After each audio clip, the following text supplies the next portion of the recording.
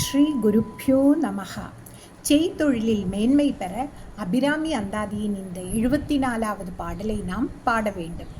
நயனங்கள் மூன்றுடை நாதனும் வேதமும் நாரணனும் அயனும் பரவும் அபிராம வல்லி அடியிணையை பயனென்று கொண்டவர் பாவையராடவும் பாடவும் பொன் சயனம் பொருந்து தமனிய காலினில் தங்குவரே.